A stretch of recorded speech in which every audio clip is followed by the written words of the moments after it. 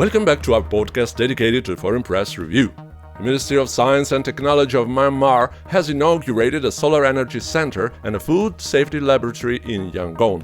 During the inauguration, the importance of using solar resources for sustainable development and supporting small and medium-sized enterprises in the food sector was emphasized.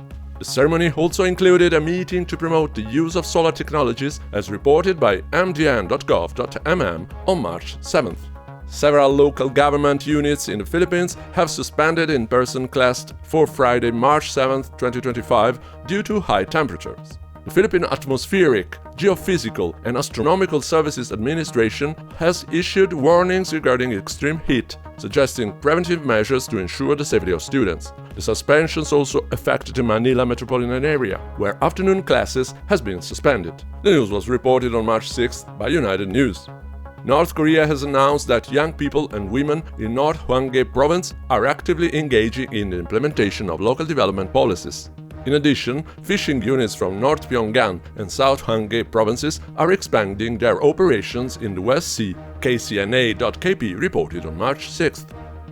The Intercontinental Landmark 72 in the Vietnamese capital Hanoi is celebrating Italian Month with a series of culinary events highlighting Italy's culinary heritage. Highlights include creation by renowned chefs Davide Calò and Ciro Sorrentino, who will present authentic dishes and cooking workshops. The initiative, leisuretravel.vn reported on March 5th, offers a unique opportunity to immerse yourself in Italian culinary culture in Hanoi. Taiwan and Italy have signed a new air agreement that will increase the number of direct flights between the two countries from 7 to 19 per week. The agreement signed in Taipei also includes the addition of Venice as a new destination. With this agreement, weekly passengers traffic will increase from 14 to 38 flights, significantly improving connectivity between Taiwan and Italy cities. The news was reported by TaipeiTimes.com on March 5th. Indonesian Dutch footballer Tijjani Reinders has officially renewed his contract with AC Milan until 2030, despite the team's recent struggles. The player described Milan as his second home and pledged to give his all for the club, supported by the trust of the management and the affection of the fans. The news was reported on March 4th by JawaPost.com. In January 2025, South Korea recorded a significant decline in production, consumption and investment, a travel dip phenomenon that worries economic experts. These data reported by the National Statistics Agency suggest an uncertain future for the South Korea economy, with the need for stimulus policies to address the situation. The source of this news is Kyungyang newspaper on March 4th. Mongolian sports teams will participate in the Turin 2025 Special Olympics Winter Game, the National Sports Committee announced.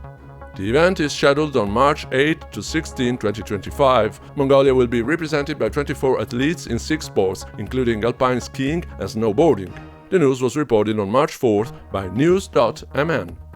Former Malaysian Prime Minister Ismail Sabri has been identified as a suspect in an investigation into the discovery of over 175 million ringgit in cash and gold bars. The Malaysian Anti-Corruption Commission has confirmed that evidence links Ismail Sabri to the money fund. The source of this news is Berita Harian on March 3rd. China and Laos have signed an agreement to establish an artificial intelligence collaboration center in Vientiane, the capital of Laos.